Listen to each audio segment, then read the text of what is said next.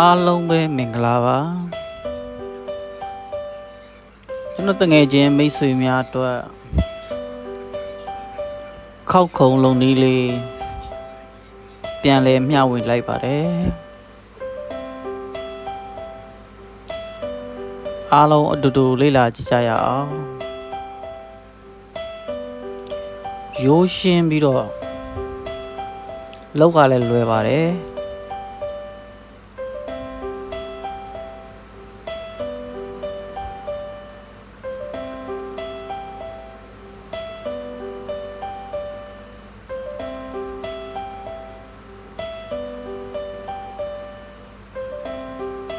ဒါကတော့ပြင်ပြားကိုအပေါ်ကကော်နာတက်တာပေါ့နော်ကော်နာနှခမ်းလေးတက်ပြီးတော့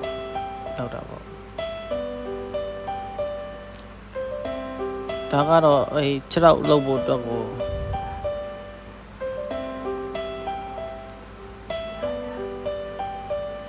ဒါခြေထောက်ရာနေပြီပေါ့နော်အဓိကအဆိုင်လေးပေါ့ဆိုင်းပုံစံလေးဆွဲပြီးတော့ဖောက်ဖြတ်မယ်ပေါ့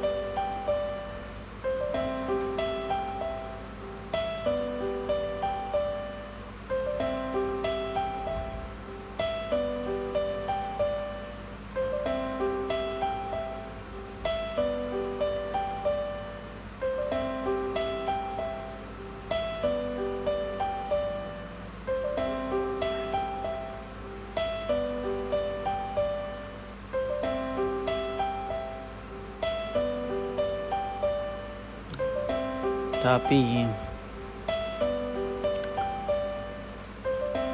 ပတ်တာထဲတာပေါ့နော်ဒါပတ်တာနှစ်ခုစောစောကလောက်ခဲ့တဲ့အပြားလေးမှာတက်မှာပေါ့နော်ဒါဟိုပတ်တစ်ခုဒီပတ်တစ်ခု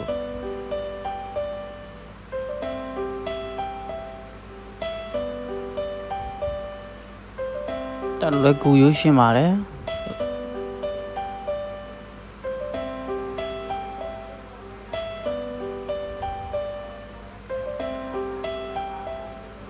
ဒါဆိုရင်တော့